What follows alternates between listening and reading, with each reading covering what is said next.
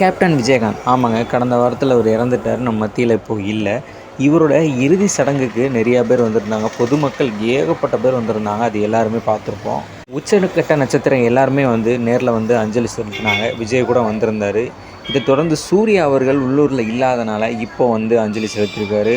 அவரோட கல்லறைக்கு முன்னாடி உட்காந்து தேம்பி தேம்பி அழுகிற காட்சிகள் ரொம்பவே நிகழ வச்சதுன்னே சொல்லலாம். அது ஏன்னு பார்த்தீங்கன்னா, ஒரு ஆரம்ப பட வாய்ப்புகள் இல்லாம, அதாவது நடித்த படங்கள் எல்லாம் ஃபெயிலியர் ஆகி அந்த நேரத்தில் நம்ம விஜயகாந்த் தான் அவர் படத்தில் நடிக்க வச்சு கொண்டு வந்தாருன்னு சொல்லலாம். நம்ம விஜய் எப்படி கொண்டு வந்தாரோ அந்த மாதிரி தான்.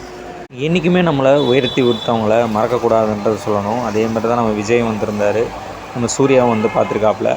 நம்ம சூர்யா இப்படி அழுது நான் எந்த இதுலையுமே பார்த்தது கிடையாது. எந்த ஒரு பாசம் அட்டாச்மெண்ட் இருந்தால் இப்படி அழுவாருன்றதை பார்த்துங்க. நம்ம ஒருத்தர் உயர்த்தி விட்டுருக்காரு. உண்மையான மனசோட யார் வந்தாலும் அன்போடு ஏற்றுக்கிறது, சில ஹெல்ப்பை வந்து செய்கிறது, இந்த மாதிரி விஷயங்கள் கேப்டன் விஜயகாந்த்கிட்ட நிறையாவே இருக்குன்றது எல்லாருக்குமே தெரியும்.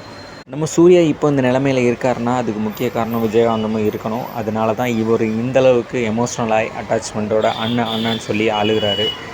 சினிமா பாதையில் வர்றதுக்கு முன்னாடி எவ்வளோ சப்போர்ட் பேக்ரவுண்டில் இருந்தாலுமே தன் நம்பிக்கை அப்படின்றத நினச்சி நடிக்க வரவங்களுக்கு தூண்டுகோலாக இப்படி ஒரு சப்போர்ட் இருந்தால் மட்டுமே தான் முன்னேறி வர முடியும். என்ன தான் பணபலம் ஆள்பலம் இருந்தாலுமே என்றைக்குமே உண்மையான சப்போர்ட்டுகள் இருந்தால் மட்டுமே தான் சினிமா துறையில் ஜெயிக்க முடியும். அப்படி உண்மையான சப்போர்ட்டை கொடுக்குறது நம்ம கேப்டன் விஜயகாந்த் மட்டும்தான் கொடுத்துருக்காரு இது வரைக்கும் எல்லாருக்கும். அதோட வெளிப்பாடு தான் இப்போ இருக்கிற உச்சக்கட்ட நடிகர்களின் வெற்றினே சொல்லலாம்.